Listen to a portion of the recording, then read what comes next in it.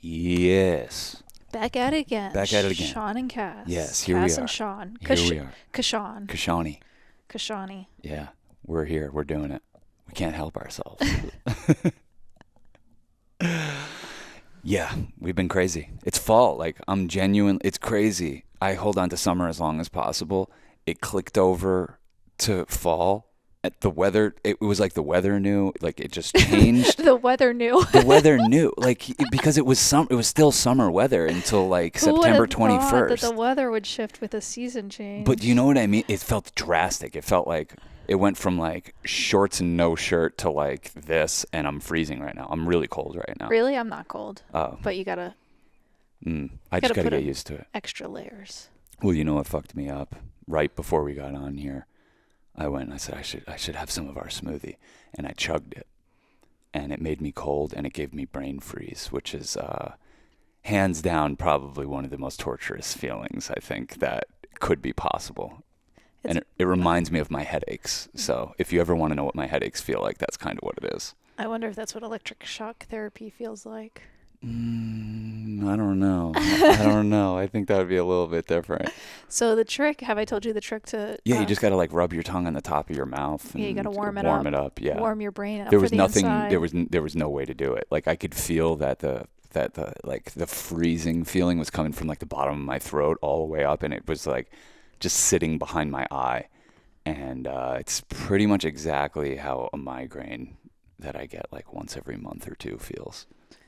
A little brain freeze can bring a good man down. Well, yeah. Oh my God! It not only will bring a good man down, it will incapacitate you. But like the cool thing about it is you can ride it knowing it's very temporary. So. Yeah, this pain is making me a stronger person somehow. I don't know how this is going to make me better. I know. I think it's just like you're like, I got to get rid of this. You're just like, you just are in a mental like halt. It literally freezes you. Yeah.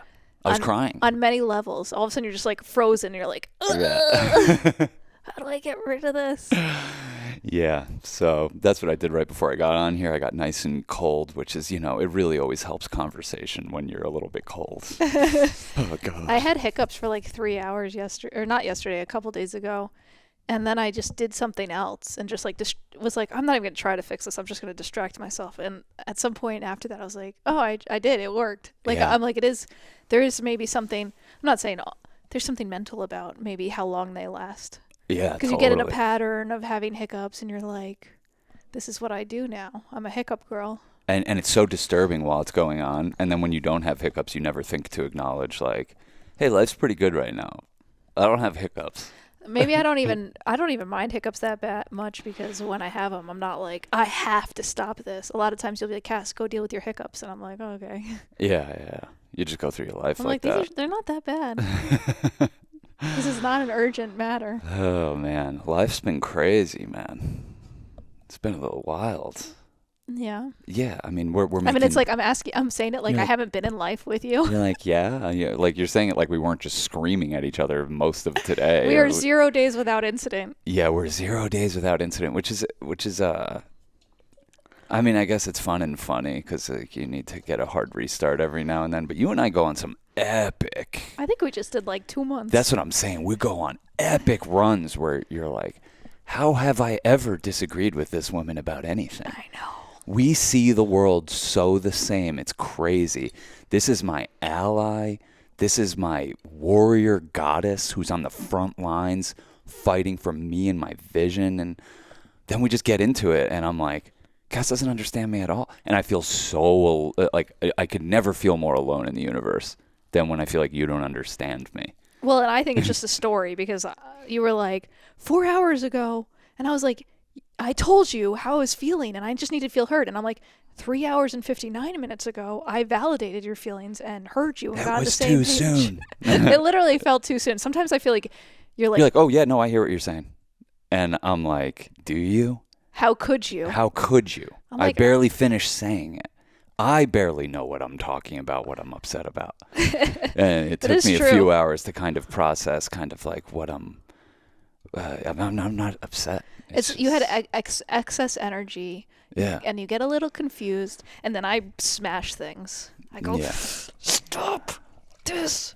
Stop the madness. And you are the madness in I'm that like moment. screaming at you. I agree with you. That's Yeah. like, that's our fights. I'm like, I freaking agree with you. Stop. Are you just being so annoying? Yeah, I know. I'm like, you know how my voice gets annoying? Your voice is so annoying. And you're like, you can't even hear me because you don't like the tone of my voice. I'm like, God, we're just going in circles. Yeah, it's crazy. It's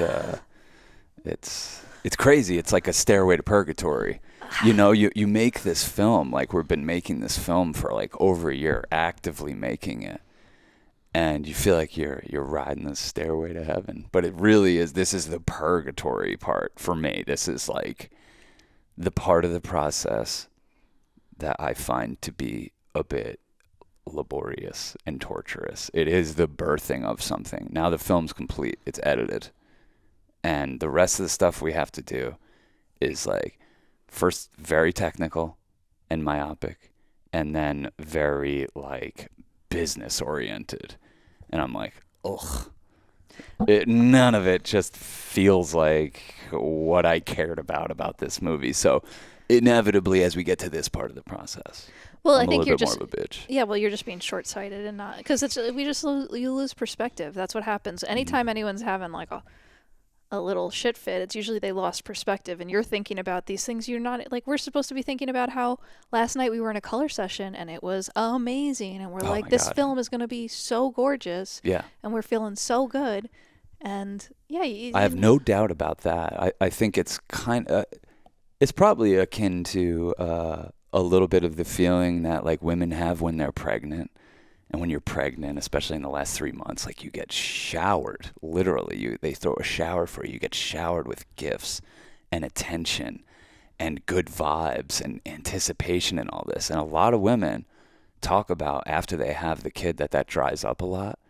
well, because you're just alone and not sleeping. Yeah, you're alone, you're not sleeping, and you're just, you know, you're dealing with this fucking thing and all that stuff that was maybe that all that stuff that was distracting you through the process a little bit. I just got distracted by you calling it this fucking thing. No, I lost your train of thought.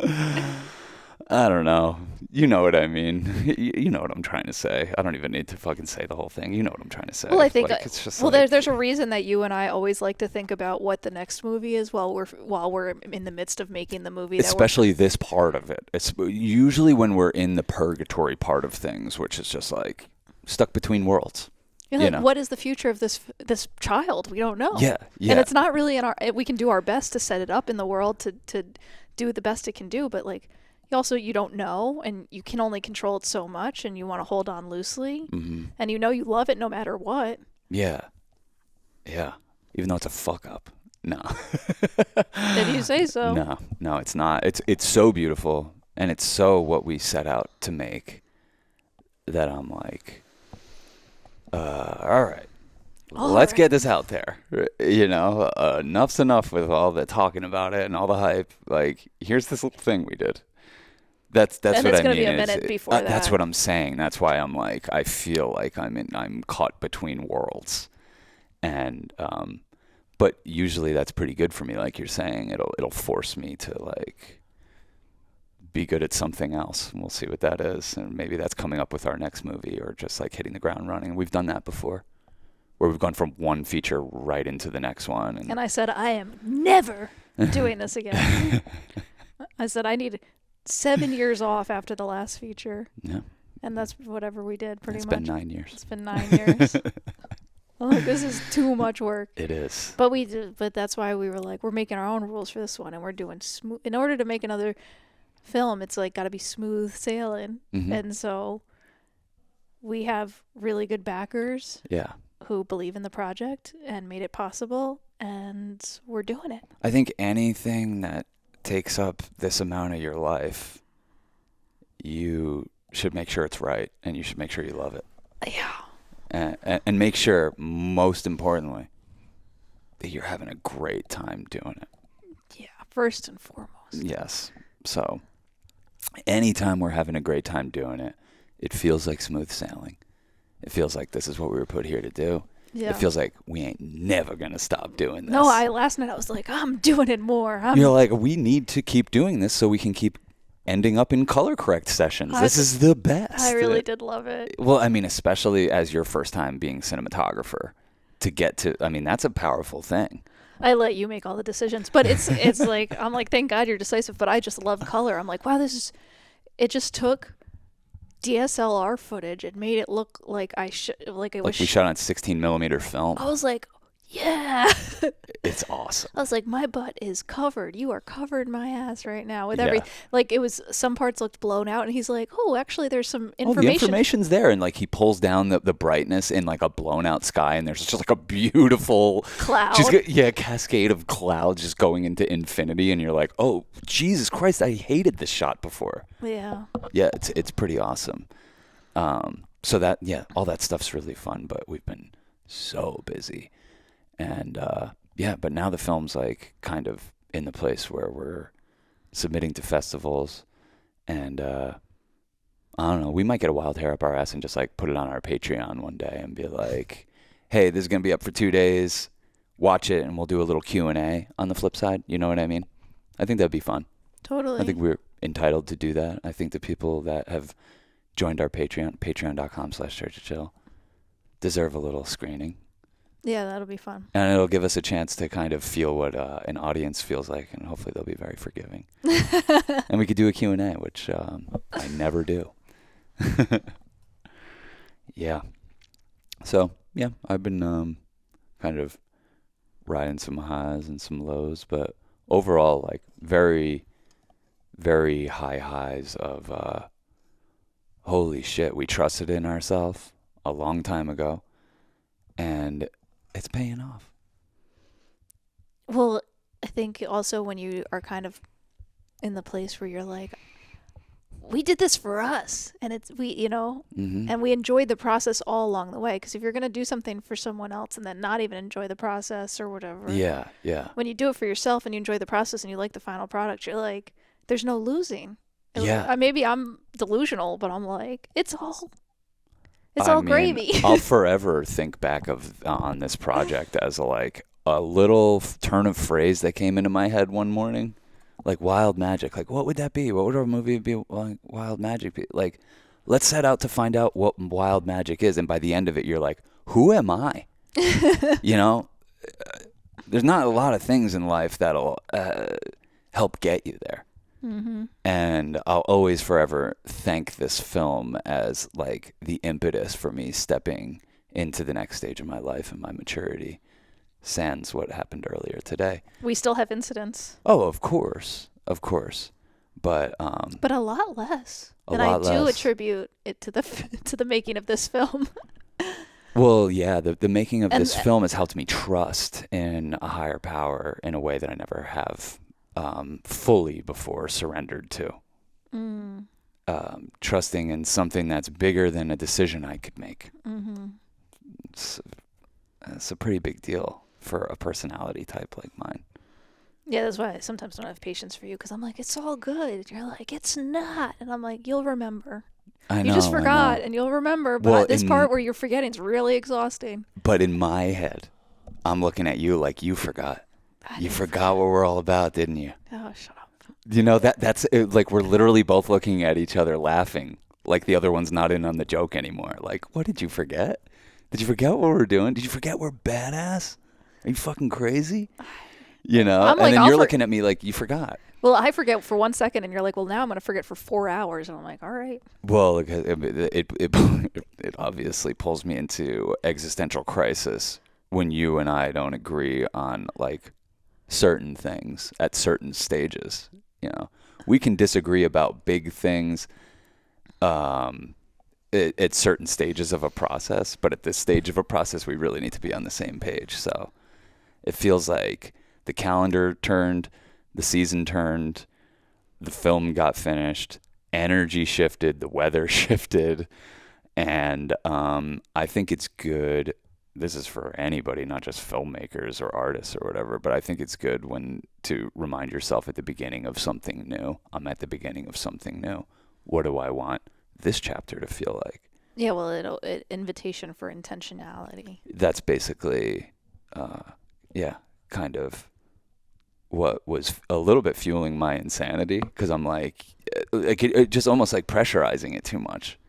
Yeah, you know, like I kept saying to you, like, I don't want this film imbued with anything businessy. You know what I mean? Like all that. Like I just like it just feels too pure to pull it. Well, sometimes when you fight against the thing you're so afraid of, you create you manifest your fears. Oh, absolutely. You're like, I don't want this to be anxious. Meanwhile, you're turning into your worst swimming in anxiety. It's insane. I mean, it's kind of hilarious. It's just kind of perfect. I know. You're gonna if you're pushing against a wall, because you don't want the wall to cave in on you. Meanwhile, you could just be standing over here hanging out, and you're like, no, this wall is gonna fall in on us. Yeah. And meanwhile, there's like infinite universe where that wall is like not the biggest factor, but you're making it a bigger wall because it's the only thing you can see because you're pushing up against it. I know. And the crazy thing is, of all people, like that I still struggle with this, like 20 films deep, because like I have what most people don't have is a demarcation of that I've overcome these things already.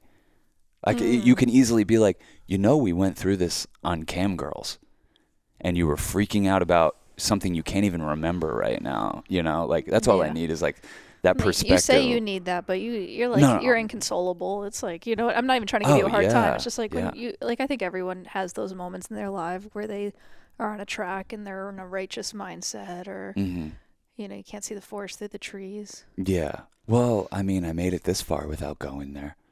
Yeah, no, you've been doing great. I made it this far. Like, I think even you and our editor, Kathy, have since admitted, like, this film overwhelmed me, and the idea of it has made me nervous, and the making of it, and we delivered all the footage to Kathy, and she was very nervous, and I was like, oh, no, it's fine. I'm telling you the whole time, oh, it's going to be fine, it's going to be fine, it's going to be fine. We don't need a plan. It's going to be fine, it's going to be fine, it's going to be fine. And it all has been. And I'm telling Kathy, it's going to be fine. Don't worry. I know we have endless amounts of footage, but here's what we're going to make, and it's going to be fine.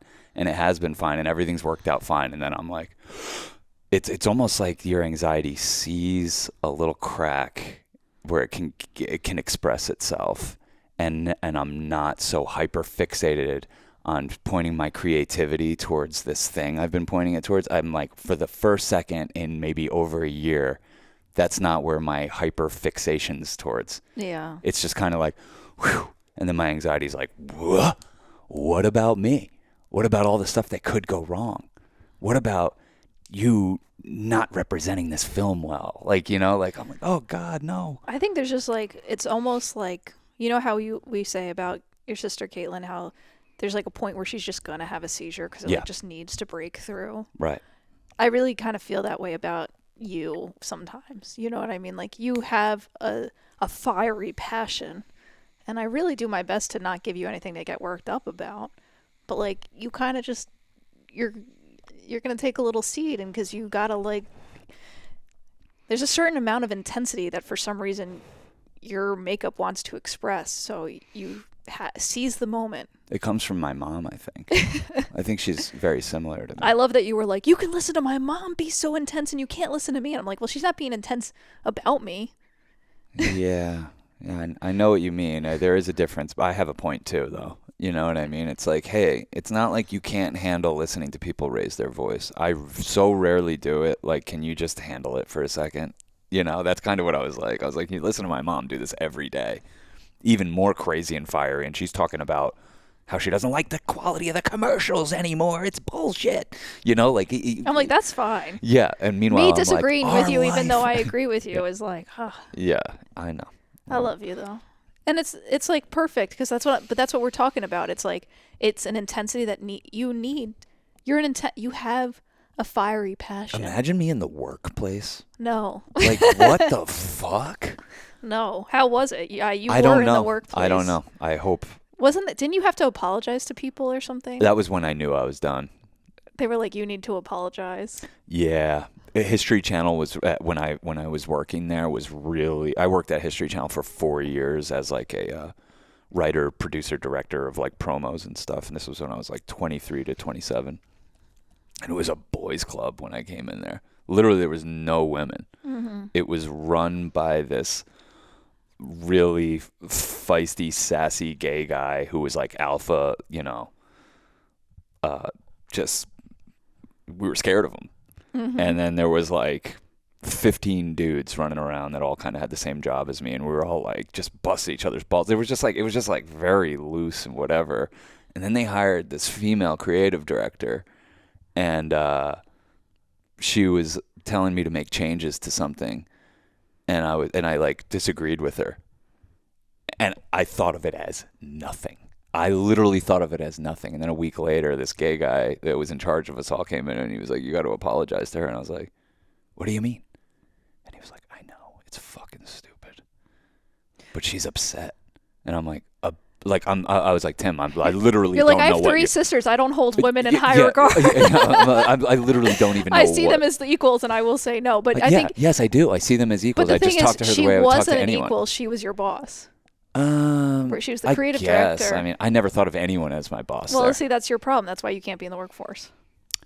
When you're hired, I don't know. I just don't like. That's your problem. Like Yeah. like we can say that's your problem. Like you're Totally, not I gonna didn't belong in there. like you have. And it had been fine because everyone had agreed with me for 4 years. Yeah. Everyone had been like, "Yeah, fuck yeah, that's the best thing." And I was coming to her. She has 1 week experience at History Channel. I have 4 years, and I'm like, "Here's the new badass thing I did. I know it's amazing." And she's like, "Well, I would change this and that." And I'm just like, "Oh no. Here's why." And like trying to have like a regular back and forth that wouldn't even register on your radar. But someone's new to the workplace. She wants to be respected. She wants to be respected. And it wasn't disrespectful. It was almost like, I don't know, I consider it more respectful in a way. I'm like, I'm just talking to you the way I would talk to the other 2 straight white men creative directors. Yeah. And it was like, you have to apologize to her, which I gladly did because I don't want to offend anybody. I literally wasn't trying to or anything like that. I gladly did, but I was also like, kind of like what you're saying, like, what am I doing here? I got to get out of here. You're like, I have a boss. All of a sudden you realize you had a boss. Yes, All of a sudden you're like, exactly. wait, there's a boss? Yeah, I'm like, oh, that sucks. I was just kind of having fun. Yeah. And this isn't fun anymore. Mm-hmm. And so I got out of there. Makes sense. Yeah, I was like, cool. There's a better place for me in this world, and it's not having to answer to people. Yeah. But everyone has to answer to someone. You got to serve somebody. Yes. Yeah. But what it feels like with a project like this, and this is going to sound insane. This would sound insane to anybody but us and the people listening to us. I'm serving like Metatron's agenda on this film, and this film has made us as much as we've made it, so much more, to the point where I feel like a tool. I am a tool. I am a tool. Like, Metatron's up there, like, laughing, like, being like, I can't believe how easily I took this guy and just had him, make this movie Wild Magic to honor my vibration. But that's it feels like I'm serving like a higher thing that I don't fully understand, and that's okay. And I like that. And well, it's humbling. Yeah, and it's a beautiful motivation moving forward, especially because it subverts what documentary is all about. Documentary is like, I understand this subject, and I'm gonna get the information that helps other people understand this, and like, we're going towards like angelic vibes and feeling a calling towards it's very like woo woo for our industry, the way we do things. So I wouldn't expect anyone to understand exactly what we're doing, and that's great. I wouldn't expect anyone in an industry based on what this industry is based on to understand what we're doing and approve of it. Well, I think you just have to look at the artists you respect most, and it's the ones who you were the other day, you were like, I looked at Scorsese's filmography and I was like, do I like him? I love him. No, of course you do. And of course, that was your realization upon looking at his IMDb or whatever it is that you did. But there was part of you that you just were like, I'm like, he has a big. Yeah, I was like, I love like every third or fourth film he's made. Yeah. And the other ones, like some of them are like such tremendous swings and misses. But what I love about him, and the reason I won't even mention the names of those films, is because he tried. And maybe they weren't misses they were just misses to you. Yes, and exactly. Maybe I didn't understand it. And maybe they're not misses. And maybe as I revisit them. And someone who may say that one of your films is a miss, you'd be like, well, you just didn't get it. 1,000%. It missed with me. It missed with me because I watched it when I was 24 years old and I didn't understand spirituality and I didn't understand why somebody would make a film this boring or slow or, quiet or whatever. But, what I realize is like, hey, I might hold like 9 or 10 of his films in really high regard, but it's all those other ones that made those 10 great. Because he was swinging for the fences every time. And I love that. Go big or go home. I'm just going to just say every great little platitude I can. Why not? Why not? Because we're talking to each other, but like obviously we're doing this on a recording for people to hear and get motivated. And you know how many times I've heard somebody say something on a podcast where I was like, hell yes. And I forgot, go big or go home. Yes, I forgot, go big or go home. Or, or like it's a nice thing to have a reminder from other artists, like what being an artist is and why you do it, and kind of like remind yourself of the basics and remind yourself why you got into this to begin with and what it's all about. So, who cares if it comes off like you're shouting off a fucking go big or go home type platitude? I feel like this is so loud. Are you hearing that? I didn't notice at all. No, it's all I'm going to be able to hear. No, I'm just kidding. Yeah, I feel like we, it's one in our film says we have a lot of allies out there. And I agree with it. And I think of my allies as angels, ancestors, and aliens, I guess. I don't. Those are good allies. They're good allies, and I think it covers a lot of ground. A lot of the interdimensional ground that I'm aware of. It's infinite, but the interdimensional beings that I'm aware of are those angels, ancestors, and aliens. Do you want to turn your phone off? Yes. 444. I'm sorry. And if you don't mind, that was a little wink from Metatron being like, keep it going. All right. And we're back. Where were we? I don't know. You were talking to our editor. She just sent us a angels, note. aliens, and ancestors. I've had a couple of moments in my life where I've like felt the ancestors. DMT helps you put in touch with them. Oh, no. Well, I was thinking of like Maine. Oh. Like I went, like my grandmother was born like on an island in Maine, and it's really close to where my mom lives. And the first time I went up there with her, I just like sat by the ocean and I just felt flooded with like a familiarity that wasn't my familiarity, but it almost like someone was inhabiting me and being like, oh, here we are. That's one time. And then there's another time that I did like Gabriel, who's been on the podcast, I did like a kind of a hypnosis session with him. He did, I don't know if that's whatever. I just did a session with him. And there's no way to categorize him or what he does. It felt like hypnosis. Light work. Yeah. And I remember just being in my body, but feeling like someone from another time, like 100 years ago, was in my body, being like, what is this place? Damn. What is this room? Like, I was looking around the room at the bricks and being like, where am I? Whoa. But there's like a merging. Wow. A Freaky Friday sort of thing. Damn. What do you think's going on there? But sure, DMT too. I think you can. I think ancestors are here and available to us. And I think that, like, you know how Whoopi Goldberg in Ghost, she, like, makes herself a channel and, like, opens herself up to possession. I think that can kind of help with, like, past versions of yourself or your great-great-great-grandparents or... Yeah. I think you can kind of... Tap in. Put yourself in a vulnerable state that makes you more of, like, open to being a vehicle. But... I would proceed with caution because I think a lot of times if you open yourself vulnerably, like say ayahuasca or other things, or maybe alcohol, or open yourself up to spirits, that you can also, I don't mean to be paranoid because I'm not really, but I do believe that possession is something that can take place, like demonic possession. Oh, yeah. Yeah. You know, and so that's why you have to stay in balance and take care of yourself to not open yourself up to things being a part of you and seeing through your eyes that you don't want to be running the show. Well, sometimes a possession comes in it presents in a very kind of 3D world type of way. Like I have a family member that rightfully quit drinking because he was a fucking asshole.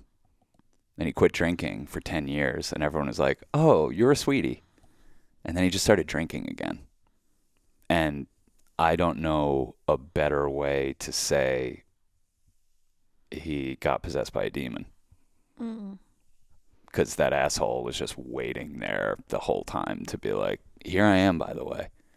And all it took was like this potion that opens the portal for that demon to start fucking around again.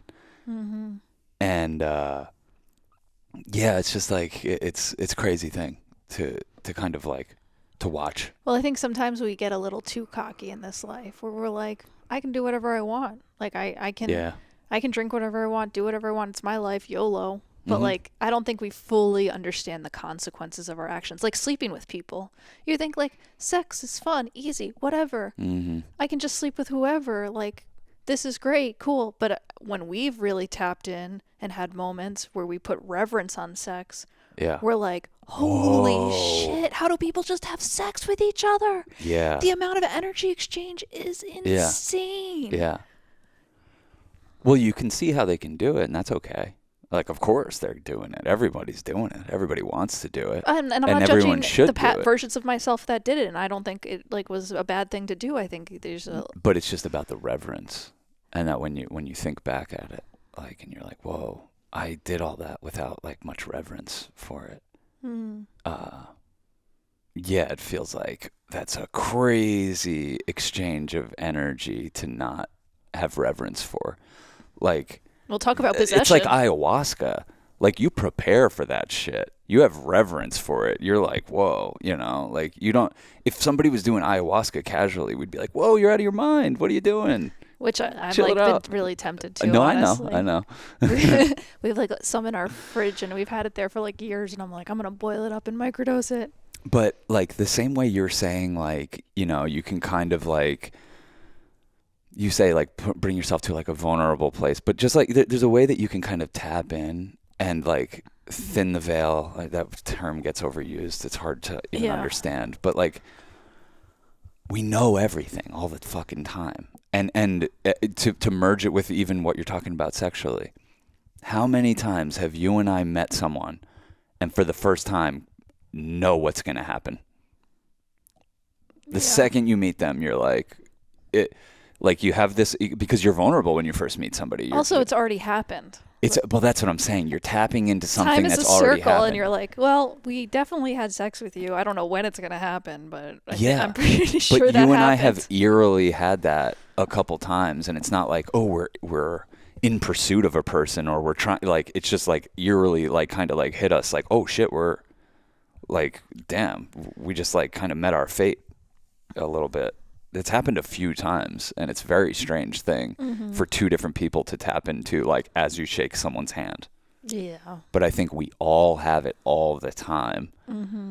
Just kind of, I don't know how much those powers would even serve us. But we've had it with a lot of friendships where you meet somebody and you're like, whoa, this is the beginning of a crazy-ass, decades-long adventure. Totally. And it's like, how could I know that? But I know it. Well, I think there's and this like is a brother to me now. It's like a recognition or something. Yeah. I don't know. Yeah. Well, what's great about it is because sometimes we're like, hey, every now and then, you know, like when we get in our judgmental mind, you know, when we're worn out and we're like, why do we keep so-and-so around? Everyone gets annoyed by them, and everybody, you know what I mean? Like everyone always, they annoy people, and, you know, he's annoying our friends and our friends are annoying him. Like, why do we keep bringing this person around? I think it's because we're aware of, we're holding space for a greater thing to blossom, and it has. Yeah. And we've seen that happen, you know?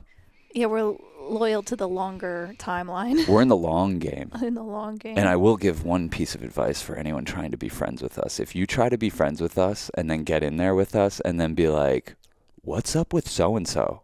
You're going to be out. Yeah. Well, I hate to say it. And it's not even a policy. It's just something that has happened. You know, when you reveal yourself to be the person that can't hang or can't handle or want to edit the vibe, The reason is, though, is I because say you're out, because most people would say that about my sister. They'd say I'm not comfortable with an epileptic, neurodivergent in the room if they had the choice. Well, I think, excuse me. I think the place we come from with our relationships is where, like, we like to go straight to family, and family is like, Yes. you don't really have a choice. Family first. It's family You walk first. in the door and you're family. What is that? Like I don't Olive know. Garden? I have no idea. Yeah, we're like Olive Garden. We You're family here. We might not even be friends yet. That we'll get to that, but we're already family. Infinite breadsticks. Yeah.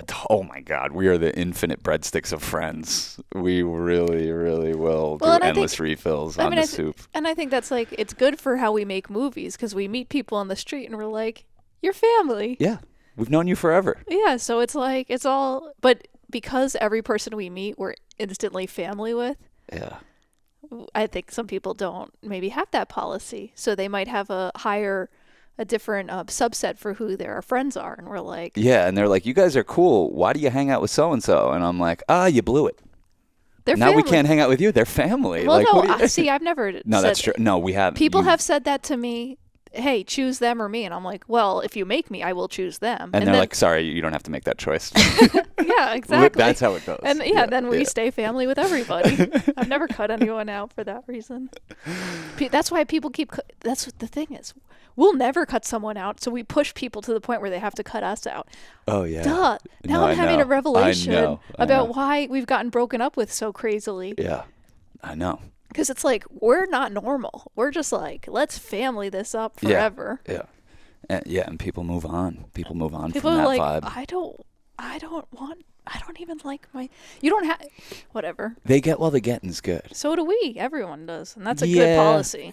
Yeah, well, it's a great policy, but I don't want to get too personal. Yeah, let's. Yeah. Not about like stuff that like with friendships and there's no right or wrong way to do a friendship. There really isn't. There is no right or wrong way. And I wish, like, this is the masculine part of me. I wish I could sit here and pretend that we have a policy or we should have a policy. But like we said a long time ago, this might have been in the first couple 2-3 years of knowing each other. No new rules. Remember that? Yeah. Was it? No new rules. What was it? I don't even remember the context. I don't either. But it's just kind of when you're tempted to do that, it's based on a low frequency, judgmental type of vibe.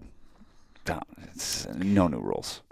Well, the big thing is I told you there's no rules. That was really early in our relationship. You were trying to get me to go to bed from the couch. Yeah. You're like, Cass, come on, it's bedtime, go to bed. And I was like, there's no rules. And I was like, all right, if there's no rules, there's definitely no rules. And then you took it. Let's get some babes in here. Yeah, you really got me on that one. I got you on like a loophole while you were half asleep. I'm like, hey, do you remember 3 years ago when you said there's no rules? I'd like you to meet somebody. No, I'm kidding. Oh my God. No, but like it was part of us kind of knowing and quashing that instinct to like get too serious. That's what it felt like it was based on. Like, hey, let's not let ourselves ever get too serious. If we're too serious that we have to make a rule, God. And it feels like rules are like when you can't trust yourself. Like, I have to have a rule about nicotine. I don't trust myself around the shit. I have to have a rule about it. We talk a big game for people who have a lot of rules, actually, now that I think about it. I have to have rules about shit. But, like, when it comes to, like, I think when we're talking about, like, when it comes to us and serving our films and the Church of Chill and the good vibes, come on. No new rules. Trust ourselves. We can trust ourselves to make the right decisions. One rule I have that we kind of butt heads about is I always say no first to everything. Yeah. You're like, no. Actually, wait, what am I talking about?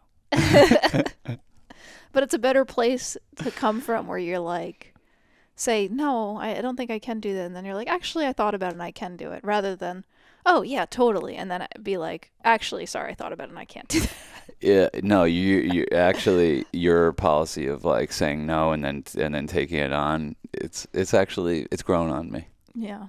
It's grown on me because I see where it comes from, and you're looking out for yourself, and I think it smooths out things for you. Yeah. That your immediate instinct is like, oh, chill, no, and then it's like, oh, actually, I considered it. I do want to do that, as opposed to me where I'm just caught up in something. Mm-hmm. And then I might get upset that I got caught up in it, and upset that I did it, and like, oh, why did I do that? What am I doing? So I might be able to benefit from a little bit more of like, let me get back to you type of energy. Give me a second. Totally. What else you fucking with lately? Pottery. Oh yeah, pottery. You're Harry Pottery. I'm Harry Pottery. No, I actually really have something that I'm like concerned with hobby wise, because I find that it really makes occupying my in between time easy. I'm like, I have in between time. What glazes look like? What does a slip look like? How do you throw this sort of pot? You know?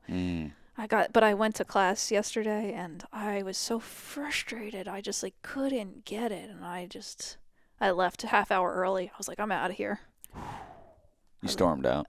It wasn't. I mean, to say it's a class is like there's someone who can teach you things, but you're at a wheel and there's clay and you're left up to your own devices. Wow. Is there anyone in there that doesn't even know like where to begin? That would be me. I'd be like, can you truly like help me and teach me how to do this? Like, I would need guidance. No, there's no one like that in this class. But it's an advanced course. Most people are just like in a rotation of doing it every semester or whatever. But yeah, she like reminds me how to do stuff or shows me a couple of things. But I think it was okay though. I was like gonna beat myself up, like I can't believe I'm giving up. But part of me is like, I can come back and I can just start fresh. Like I'm just not in a good headspace. Yeah. I'm like, I literally, the first time I was at class a week ago, I threw 4 pots, no problem. This time I kept throwing clay in the wheel and it just like wasn't happening for me. I couldn't get it centered, and then when I got it up, it's just everything was going wrong, and I just said, I'm out of here. Yeah, it's not the thing. It's like you're at hobby level. Yeah, well, and why force it unnecessarily? But I will force it by going back. With a fresh perspective. Definitely. I was like, why make myself hate this? That's where I was at. That's what, if you were at the professional level, it would be. You'd be like, I have to do this. This is, my livelihood depends on this. So even though I hate it doing it right now, I have to do it. But if you're at the hobbyist level, enthusiast level. You're like, let's keep this fun and funny. That's it. Just let's keep this fun and funny. Yeah. You know, the way we were yelling before, I was like, I can tell we're deep in this professionally. Because if this was a hobby or an enthusiast thing, like it just, nothing could get us to that level. It feels like the only way we could get to that is the stakes are so high because we're balancing on a 20-year career. Hey, how'd you like, if you don't calm down in 5 minutes, I'm never making another movie with you? I was like, I threw a real dramatic one out there. I was like, maybe this will work. I'm like, me calm down. You can too, you know? Fuck. You would hate it if I said that. You'd be so upset. You say like shit like that all the time. No, I don't. Yeah, you say you don't say I'll never make a movie with you. You say I'll never make a movie again. Oh, I have to I have to enjoy it, you know. Again, the movies in particular, we're not getting paid to do them. We have to raise money to do them. It's a fucking big deal. We have to love doing it to keep doing this. Because it's a big deal to try to make one of these fuckers. I just think it's funny that I try something new every time. I'm like, I know. Maybe a little threat will work. Yeah.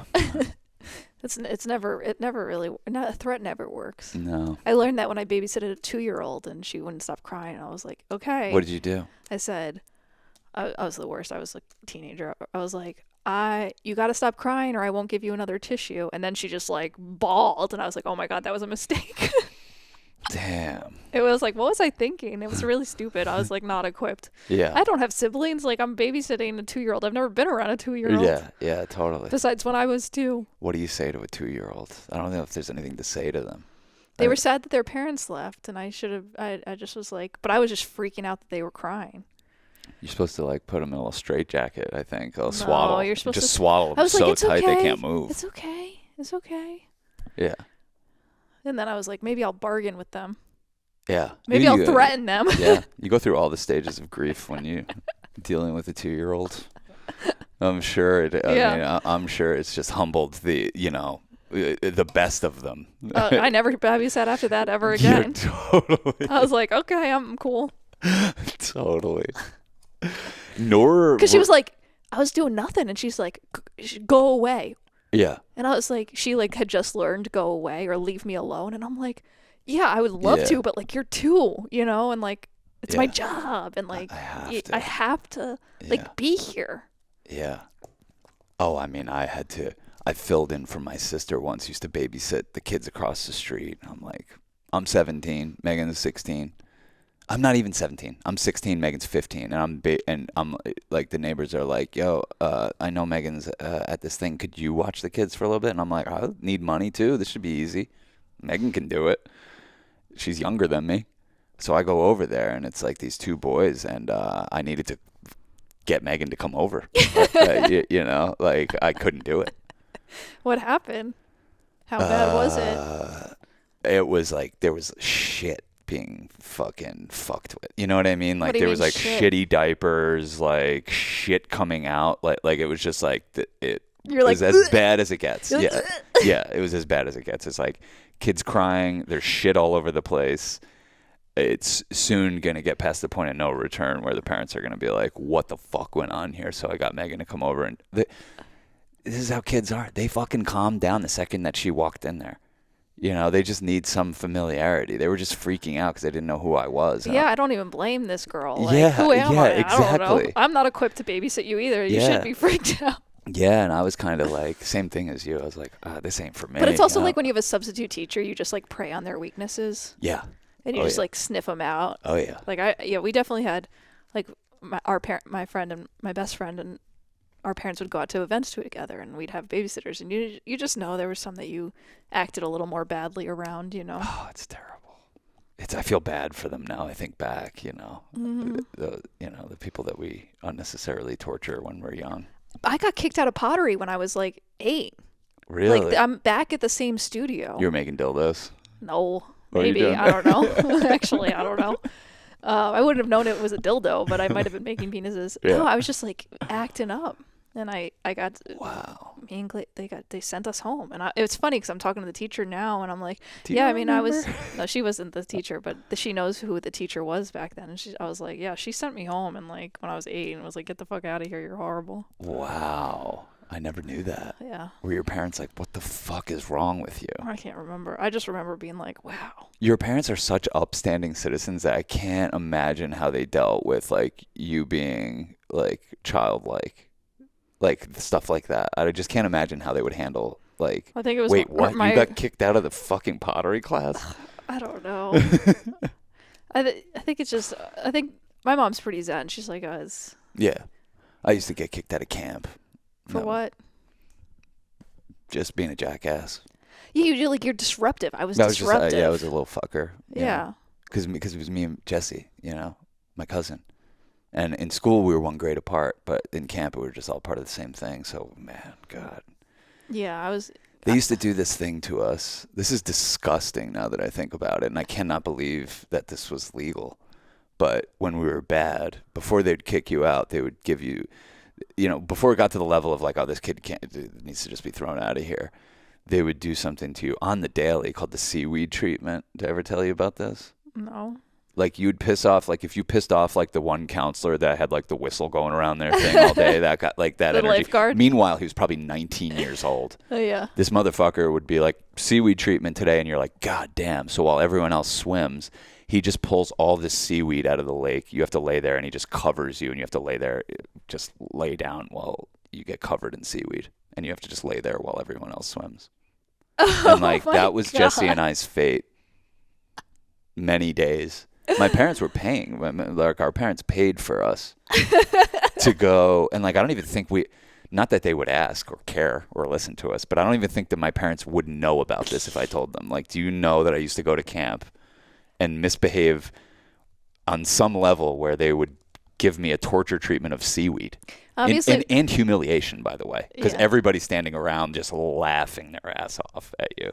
So I guess I was never, I mean, got kicked out of Pottery once or twice or whatever, but I feel like I never understood how kids, who get that humiliation treatment don't just then behave. No, I think it actually makes you into more of a twisted joker. Yeah, why? Like, what is the It just- psychology it makes there? you, well, it starts to expose what authority is, and you don't like it.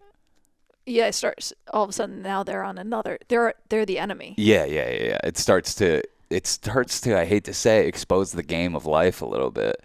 And when you're a young boy, there is an inner revolutionary that is looking to revolt against something, and that might as well be that. This person's trying to tell me what to do. This person's trying to tell me what to do with my summer. This is my summer. You fucking kidding me? I'm at summer camp, bro. Yeah. The fuck could I do wrong here? Yeah. That kind of thing. That's hilarious. Yeah, but I mean, it's like from like, you pull a chair out from a motherfucker who's about to sit down, that kind of thing, you That's really dangerous. I know.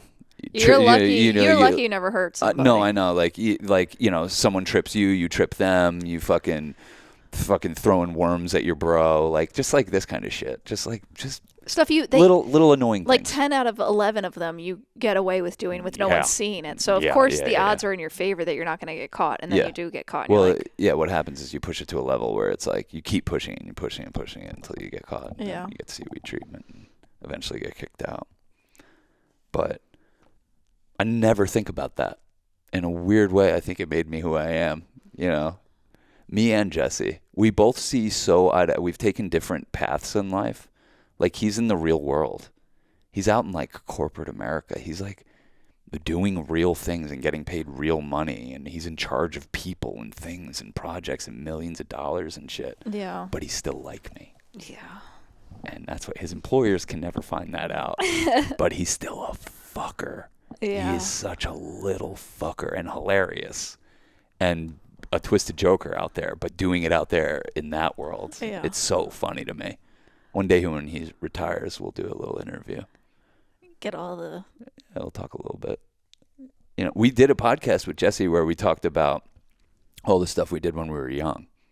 Mm-hmm. The crimes. The crimes of our youth. It's called Bastards of Young. It's a good episode. The crimes. You remember that? Me, you, and Jesse? Yeah, and I told this story about how his dad fell off a ledge and had to get helicoptered out. And he's like, I don't think that's what happened. And then I talked to your mom after, and I was like, she's like, yeah, that is what happened. Well, yeah, Lubber's Leap, it's called. I know, but he like didn't realize how bad it was. Oh, yeah. Well, he was a little 2-year-old baby, but like he had two, Jesse's the youngest of 3, and his older brothers are like 7 and 10 years older than him. So they were driving down the Taconic, Jesse's parents in the front, his 2 older brothers, and then Jesse in the car seat in the middle as like a 2-year-old. And his dad, Bobby, has to pee so bad, he just pulls off the side of the Taconic to this little grassy area. And instead of just like pissing over the guardrail into this grassy area, he jumped over the guardrail into the grassy area. It wasn't a grassy area. Those were the tops of trees. This motherfucker just pulled over to pee in the middle of the night with his family and disappeared. And like after like 20 minutes, Corey's sitting in the car like, what the fuck is going on? And she gets out of the car and he's nowhere to be found. And she just hears him going, oh, from the bottom of this fucking thing. And he was alive.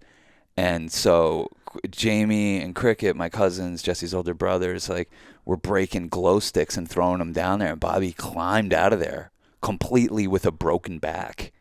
And he like climbed up and then got helicoptered to a hospital and was like in like critical condition, months in the hospital, like crazy. I mean, his life was filled with stories like that. But yeah, Lubber's Leap.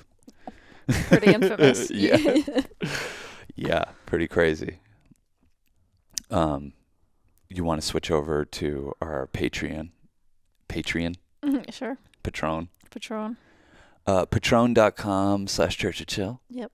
And we're coming up on the 200th episode of your music show, which I just cannot believe you keep going strong with them. It's truly a feat, and every single one is very special. Nothing can stop me. Nothing can stop me. But you said you're not going to feel like it's a thing until you hit 400, so. Yeah. Well, I told you that from day one. I for some reason I had that number in my head. When we first started the podcast, I was like, we need to do at least 200 of these for it to feel like a thing worth doing. And with the Church of Chill episodes, for some reason 400 was the number. I was like, I need to do 400 of these. And now I'm coming up to 200, which seems crazy. It's a lot of music. It's like what? How many days of music is it? It's 4,000 songs. It's a lot of songs. Yeah. Yeah. I switch it up all the time. Last episode is like I was having fun like trying to find like trip hop vaporwave dance stuff. And it was so fun that I think my next episode is going to kind of be a little bit like that too. My next episode is discodelic. Cool. It's like just taking all that stuff a little bit further. A little bit of a throwback. Dope. Yeah. So Church of Chill or patreon.com/Church of Chill. Support our asses on there. You never know when our film might pop up on there. We put other films on there. Yeah, that's the only place you can see our film Cam Girls. Yes, recently posted. And me and my boy Joey have a secret podcast called Boys Club on there. And there's I think 20 episodes of that. We're going to do one again, I think, this week. And I don't know, tons of me and Cass doing bonus episodes. I know that. There's like 100 of those. Crazy amount of bonus episodes. Yeah, so hop on there and join in the fun, and we'll try to keep it to our consistent 2024 pledge, and we will be back. We'll be back. Peace, love, and magic.